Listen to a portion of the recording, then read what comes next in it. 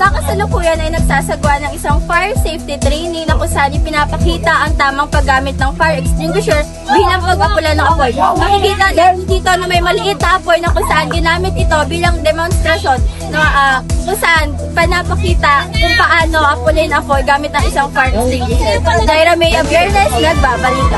Narito sa aking tabi si Sir Cruz, isa sa mga officers na nangunguna dito sa fire safety training dito sa Academic Senior High School of the City of May Kawayan.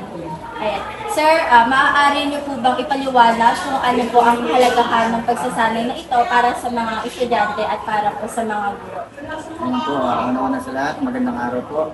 Bali, itong training natin na ito is yung gusto lang po namin maipaabot sa mga mamamayan natin na community na unang-una, dapat po maging ligtas po ang ating community, especially dito nga po tayo sa eskwelahan.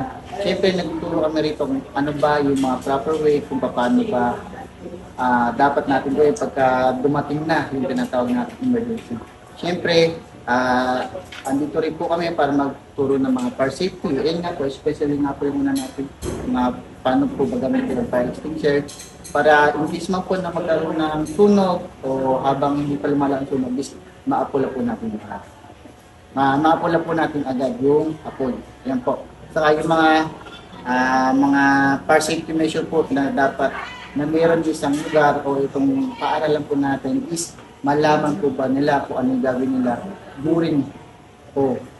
during na sunog. Ano po yung dapat nilang gawin para po makalabas po sila.